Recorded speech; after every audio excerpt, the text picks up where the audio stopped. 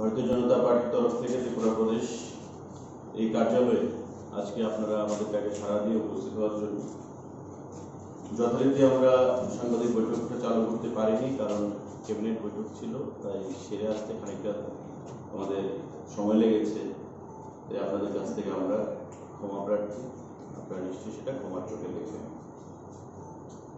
বিষয় সারা রাজ্যের মানুষ, সারা দেশের মানুষ জেনে গেছে। কমিউনিস্ট পার্টি ক্ষমতা হারিয়ে ত্রিপুরা রাজ্যে 25 বছর পর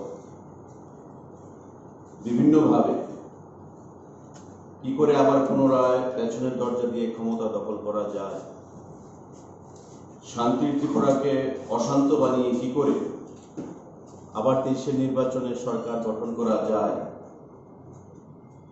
তারই একটা জ্বলন্ত প্রমাণ আমরা লক্ষ্য করলাম আজকে কাঠালিয়া ব্লকে রাজ্যের প্রাক্তন মুখ্যমন্ত্রী এবং বর্তমান বিরোধী দল নেতা মানিক সরকারের নেতৃত্বে। সাংবাদিক বন্ধুরা, নিশ্চয়ই আপনারা জানেন যে কমিউনিস্ট শাসিত চীন, যে চীনের চেয়ারম্যান বা প্রাক্তন প্রেসিডেন্ট মাও সেতুং, উনি কি বলেছিলেন যে পাওয়ার comes from the barrel of গান, বন্দুকের নল থেকে হচ্ছে ক্ষমতার উৎস।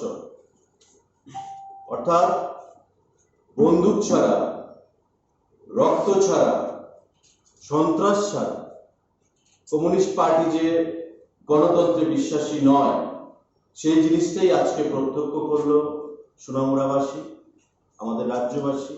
এবং ইতিমধ্যে সামাজিক মাধ্যমে ফেসবুক, টুইটার বিভিন্নভাবে সেটা সারা পৃথিবী, সারা ভারতবর্ষের মানুষ সেটা অবগত হয়েছে। আমাদের রাজ্যের প্রাক্তন মুখ্যমন্ত্রী একসময় নৃপেন চক্রবর্তী যখন ছিলেন, তখন উনি বলতেন যে had I been a tribal, I would have preferred to become an extremist. আমি যদি ট্রাইবেল হতাম, আমি নিজেকে উগ্রপন্থী বানাতে পছন্দ করতাম, আমি উগ্রপন্থী হতাম। মানে ওই সময় রাজনীতির জন্য তারা উগ্রপন্থাকে, উগ্রপন্থীদের আন্দোলনকে, মানুষ মারার যে নীতি, তাকেও সমর্থন করেছিল ক্ষমতায় আসার জন্য। আর আজকে 23-এর নির্বাচনে ক্ষমতায় আসার জন্য বাঁকা পথে রাজ্যের প্রাক্তন মাননীয় মুখ্যমন্ত্রী, বর্তমান বিরোধী দলের নেতা মানিক সরকারের নেতৃত্বে যে আস্ফালন আমরা দেখলাম, যে দানব রাজনীতি আমরা প্রত্যক্ষ করলাম, গণতন্ত্রকে বৃদ্ধাঙ্গুষ্ঠ দেখিয়ে, আইন শৃঙ্খলাকে বৃদ্ধাঙ্গুষ্ঠ দেখিয়ে শান্তির ত্রিপুরা রাজ্যে বা শান্তির কাঠালিয়ায় যে অশান্তির বাতাবরণ তৈরি করার চেষ্টা করেছে, তার বিরুদ্ধে আমরা তীব্র ধিক্কার জানাই। ভারতীয় জনতা পার্টির পূর্ব নির্ধারিত কর্মসূচি ছিল, জায়গায় জায়গায় মানসিকতা যদি থাকতো যে সিপিআইএম এর কর্মসূচিকে আমরা বাধা দান করব, তবে আমরা হয়তো সংঘবদ্ধভাবে 2-4-5 হাজার লোককে একত্রিত করে রাখতাম। কিন্তু আমাদের দল সেটা করেনি, পূর্ব নির্ধারিত আমাদের কর্মসূচি ছিল। কমিউনিস্ট পার্টি সমাজদ্রোহীরা যারা বিভিন্ন অনৈতিক কাজকর্মের সঙ্গে যুক্ত রয়েছে, ওই সমস্ত ছেলেদেরকে নিয়ে মানিক বাবু হাতে মোটা ডান্ডা নিয়ে, লাল টি শার্ট পরিয়ে, নিজে সুসজ্জিত হয়ে শ্যামল চক্রবর্তী এবং শামসুল হককে নিয়ে সেখানে আন্দোলন করতে গেলেন। এবং আন্দোলনের মাত্রাটা কি ছিল, দিয়ে নিজেকে একজন তাত্ত্বিক নেতা হিসেবে সবসময় প্রতিষ্ঠিত করতে চেয়েছেন। আজকে মানিক বাবু ক্ষমতা হারিয়ে এতটুকুই মানসিক ভারসাম্য হয়ে গেছেন যে 23-এর নির্বাচনে বিশৃঙ্খলতা তৈরি করে কি করে রাজ্যে ক্ষমতায় প্রতিষ্ঠিত হওয়া যায় পুনরায়, সেই দিকেই তিনি যত্নবান হয়েছেন এবং সেখানে সন্ত্রাসের পরিবেশ কায়েম করে পরবর্তী সময়ে কি বললেন যে আমি কংগ্রেচুলেট জানাই আমার কমরেডদেরকে এই রাজনীতির জন্য, এতে করে সারা ত্রিপুরা রাজ্যে আমরা, আমাদের কমরেডরা তার থেকে অক্সিজেন পাবে, তারা ইন্সপিরেশন পাবে। অর্থাৎ বুঝে গেছেন যে কমরেডরা এখন আর বেরোচ্ছে না। রাজ্যের ধর্মনগর থেকে সাবরুম পর্যন্ত 18 সালের নির্বাচনে মানুষ তাদেরকে বিতাড়িত করেছে। কমরেডরা তো এখন আর বাড়ি থেকে বেরোচ্ছে না, যুব সমাজ বাড়ি থেকে বেরোচ্ছে না। আমাদের মিছিল মিটিংয়ে শুধু প্রাপ্তবয়স্ক 60-এর ঊর্ধ্ব মানুষদেরকে কিছু দেখা যায়। তো যুব সমাজকে যদি বেরোতে হয়, সন্ত্রাসের রাজনীতি তাড়িয়ে সেখানে কায়েম করতে হবে। আর এটাকেই তিনি বেছে নিয়েছেন। তাই সন্ত্রাস করে কাঠালিয়াতে যে পরিবেশ তৈরি করেছেন, উনি বার্তা দিয়ে দিলেন যে আগামী দিনে কমিউনিস্ট পার্টির রাজনীতিতে ত্রিপুরা রাজ্যে কি হতে চলেছে। অর্থাৎ যেই সন্ত্রাসের পরিবেশ কাঠালিয়াতে তৈরি করেছেন, সেই সন্ত্রাসের মাধ্যমে আগামী দিনে বিভিন্ন মহকুমায়, বিভিন্ন জেলায়, আমাদের বিভিন্ন মন্ডলগুলোতেও করতে পারবেন। আমাদের আশঙ্কা হচ্ছে সেটাই। শান্তিতে আর এখন বিশ্বাস করেন না। যখন শাসক ক্ষমতায় ছিলেন গণতন্ত্রের বুলি আওড়াতেন, এখন গণতন্ত্রের বুলি আওড়াচ্ছেন না, এখন সন্ত্রাসের বুলি আওড়াচ্ছেন এবং কমরেডদেরকে কংগ্রেচুলেট করছেন আজকের এই ঘটনার জন্য, যাতে করে সারা ত্রিপুরা রাজ্যের কমরেডরা একই পথে হাঁটে, সন্ত্রাসের পথে হাঁটে। অর্থাৎ সন্ত্রাসের মাধ্যমে আগামী 23-এর নির্বাচনে তারা আবার ক্ষমতায় প্রতিষ্ঠিত হতে চাইছেন, ঘুরে দাঁড়াতে চাইছেন ত্রিপুরা রাজ্যে। আমরা ভারতীয় জনতা পার্টি সেই জিনিসটা কোনো অবস্থাতেই হতে দেব না, কোনো অবস্থাতেই হতে দেব না। তৈরি রয়েছি আমরা, আমাদের দল সিপিআইএম যে ভাষা বোঝে সে ভাষাই জবাব দিতে আমরা প্রস্তুত রয়েছি। কিন্তু আমরা শাসক দল, আমাদের দায়িত্ব বেশি। আমরা কার্যকর্তা বন্ধুরা ইচ্ছা করলে আমরা অনেক কিছু করতে পারতাম আজকে, কিন্তু আমরা গণতন্ত্রে বিশ্বাস করি। আমরা মনে করি যে জনগণ সরকারে প্রতিষ্ঠিত করেছে, স্বাভাবিকভাবে সন্ত্রাসের রাজনীতি কায়েম করে কখনো রাজ্যকে উন্নয়নের শিখরে নিয়ে যাওয়া যায় না। যেটা মোদীজি বলেছেন, সবকা সাথ, সবকা বিকাশ, সবকা বিশ্বাস, সেই নীতিতে বিশ্বাস করি আমাদের রাজনীতিটা করতে হবে। কিন্তু আমাদের নেতা যেখানে বলেন সবকা সাথ সবকা বিকাশ, আর সেখানে কমিউনিস্টের নেতা বলছেন যে এই ভ্যান্ডালিজম পলিটিক্স, সন্ত্রাসী পলিটিক্স, আমি কমরেডদেরকে কংগ্রেচুলেট করি। আমাদের নেতা যেখানে বলছেন সবকা বিকাশ সবকা বিশ্বাস, ওই কমিউনিস্টের নেতা বলছে যে পাওয়ার comes from the barrel of গান। রাজনীতিতে ক্ষমতার উৎস হচ্ছে বন্দুকের নল, বন্দুকের নল থেকেই ক্ষমতার উৎস। তো রাজনীতিতে দুটো দলের মতাদর্শ কোন জায়গায় রয়েছে সেই জিনিসটা নতুন করে বলার কিছু নেই। আমরা সবাইকে নিয়ে চলতে চাইছি বিকাশের জন্য, আর তারা বলছে আমরা সন্ত্রাস করে ক্ষমতায় প্রতিষ্ঠিত হব। আপনাদের সকলের মাধ্যমে আমার আহ্বান থাকবে আমাদের দলের তরফ থেকে, যে কমিউনিস্ট পার্টিকে জনগণ বর্জন করেছে, বাঁকা পথে ক্ষমতায় প্রতিষ্ঠিত হওয়ার রাজনৈতিক দেউলিয়াপনার যে বেলিল চিত্র, সেটা আজকে প্রমাণিত হয়েছে। একদিকে নিজেরা করছেন, অন্যদিকে তৃণমূল কংগ্রেসকে মদত যোগাচ্ছেন। বলছেন তৃণমূল কংগ্রেসের সাহস হয়েছে, মানিক সরকার বলছেন যে তৃণমূল কংগ্রেসের সাহস হয়েছে, বিজেপির বিরুদ্ধে কথা বলছে, প্রেস রিলিজ দিয়ে তৃণমূলকে মদত যোগাচ্ছেন, শক্তি যোগাচ্ছেন, সাহস যোগাচ্ছেন। সিপিআইএম নেতা বিমান বসু পশ্চিমবাংলায় বলছেন যে আমরা তৃণমূলকে সঙ্গে নিয়ে আগামী দিনে রাজনীতিতে চলতে কোনো আপত্তি নেই। রাজ্য সভাপতি এবং আমাদের মাননীয় মুখ্যমন্ত্রীর সঙ্গে কথা বলে আজ আমাদের 6 তারিখ, আগামী 8 তারিখ আমরা কাঠালিয়া বাজারে বিক্ষোভ কর্মসূচিতে সামিল হচ্ছি। দুপুর 2টায় যুব অংশের মানুষ কাঠালিয়া যে ধনপুর বিধানসভা বা সোনামুড়া মহকুমা, সবার কাছে আমরা আহ্বান জানাবো, চলুন আগামী 8 তারিখ কাঠালিয়াতে চলুন। মানিক সরকারের ভিন্ন রাজনীতি, মানিক সরকারের ভিন্ন চক্রান্তের বিরুদ্ধে, কমিউনিস্ট পার্টির ভিন্ন চক্রান্তের বিরুদ্ধে যারা জাতি, উপজাতি, হিন্দু, মুসলমান প্রত্যেককে বিভেদের রাজনীতির মাধ্যমে ক্ষমতায় প্রতিষ্ঠিত হতে চায় বা ক্ষমতায় টিকে থাকতে চায়, তার বিরুদ্ধে আমরা ধিক্কার জানাবো। এবং আজকের এই ভিন্ন চক্রান্ত যারা করেছে এবং একটা বার্তা তারা সারা রাজ্যে দিয়েছে যে আগামী দিনে রাজ্যের রাজনীতিটা কোন দিকে যাবে, এবং প্রতিটি মহকুমায় তারা এই জিনিসগুলো করতে চাইবে। এখন থেকে আমরা অগ্রিম বলে দিলাম যে প্রতিটি জায়গায় তারা এই লাঠিয়াল বাহিনী, ঠ্যাঙারি বাহিনীকে নিয়ে বিভিন্ন জায়গা থেকে জড়ো করে, যেহেতু যুবকরা এখন আর তাদের সঙ্গে আসছে না, তারা বুঝতে পেরে গেছে যে একমাত্র একটাই রাস্তা, যে সন্ত্রাসের পরিবেশ কায়েম করব, অশান্তির পরিবেশ তৈরি করব, তবেই যদি আমরা আগামী দিনে ঘুরে দাঁড়াতে পারি, যুবকদেরকে আমরা মাঠে নামাতে পারি, শান্তিকে আমরা বিঘ্ন ঘটাতে পারি।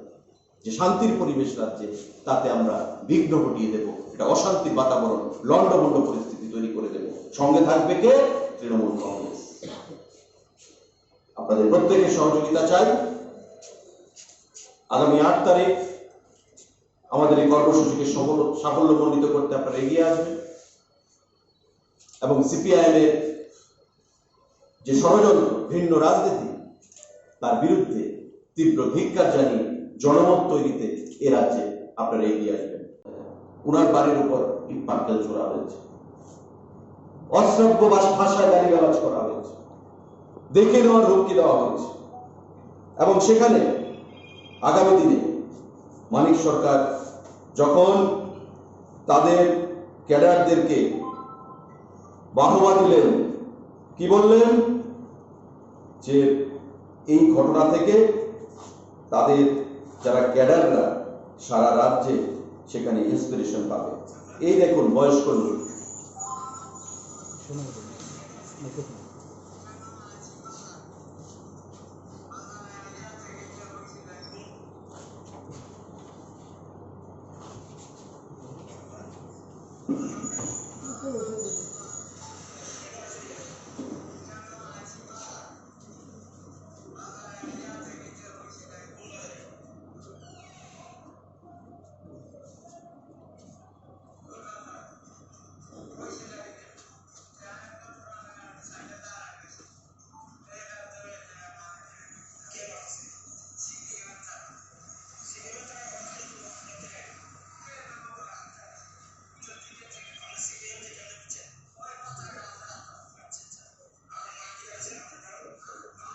এই যে 70 ঊর্ধ্ব বয়স, বাজারে গেছেন ভদ্রলোক, উনাকে পর্যন্ত রেহাই দেওয়া হয়নি।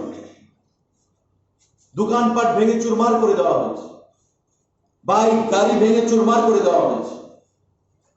কাঠালিয়া বাজারে যারা বাজারে গেছিলেন, গ্রামীণ বাজার, তাদের উপর ইচ্ছাকৃতভাবে চড়াও হয়েছে সন্ত্রাসের পরিবেশ। কোথায় গেল এখন মানিক সরকারের ভালো মানুষ? উনি তো শান্তির দূত, ভালো মানুষ, শুভ্র বসনে নিজেকে সবসময় নিমজ্জিত রাখেন, তাত্ত্বিক কথা বলেন। আজকে কোথায় গেল ওনার ভালো মানুষই?